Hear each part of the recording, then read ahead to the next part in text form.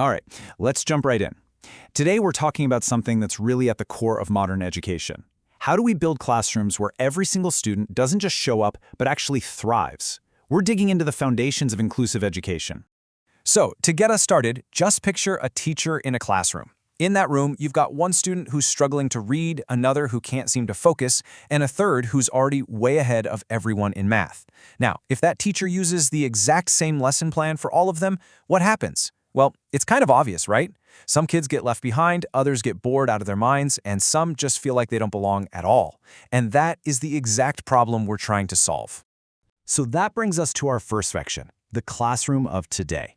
Because the reality is, modern classrooms are way more diverse than they've ever been before, and we just can't ignore that. And look, this isn't just about one or two little differences. We are talking about a whole spectrum. You've got different learning abilities, kids speaking different languages at home, coming from all sorts of socioeconomic backgrounds, not to mention their own unique interests, and of course, different physical or cognitive abilities.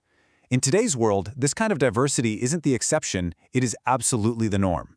And that's exactly why that old one-size-fits-all model just doesn't cut it anymore. Okay, so if the old way is broken, what's the fix? Well, it takes a pretty big shift in how we think about things. That brings us to Section 2, a more inclusive approach. So what do we even mean by inclusive education? Well, here's the textbook definition. At its heart, it's an approach that makes sure all students, no matter what, learn together in the same classroom. And the really important words there are learn together and participate equally. It's all about creating one single unified learning community. You know, what I love about this idea is how it frames the whole goal. It's not about trying to fix the students, it's about fixing the environment. The whole point is to remove the barriers that are in their way and to proactively create opportunities for them. It's such a powerful and, honestly, optimistic way to think about teaching. So, when you boil it all down, this is the trifecta we're aiming for. First, full participation. That means everyone is actively involved, not just sitting in the back. Then, accessibility, making sure everyone can actually get to the material. And finally, equal learning opportunities, ensuring nobody is left out of the chance to learn and grow. All right, that all sounds great in theory, but how do we actually build a classroom like that?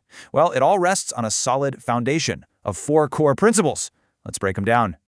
This chart lays it all out perfectly. First, you've got equality. That's the bedrock, the idea that every single student has a right to a quality education, period.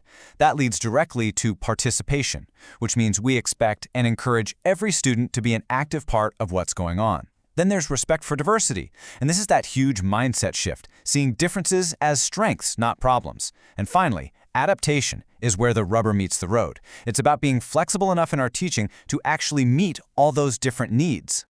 Okay, so let's get practical. How do we take all this theory and put it into practice? What does this actually look like in a real, honest-to-goodness classroom?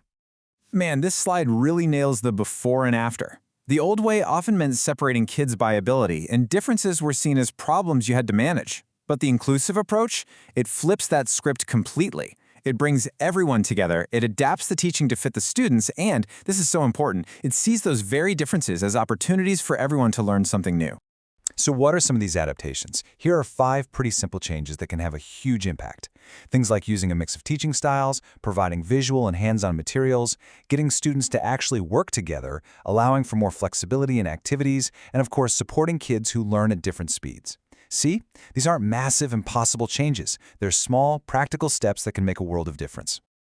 So when we start putting all these principles and strategies together, the impact goes way beyond just one good lesson. It actually reshapes the entire classroom experience for every single student, every single day. And really, this is what it's all about. This is the ultimate goal, creating these environments where every kid feels valued for who they are, feels supported on their journey, and feels genuinely motivated to learn. That's where the real magic happens. So as we wrap this up, I want to leave you with a question to chew on. Whether you're a teacher, a parent, or just someone who's passionate about learning, what is one small change you could make, one little barrier you could help remove to unlock a student's potential? Because sometimes that one change is all it takes. Thanks for tuning in.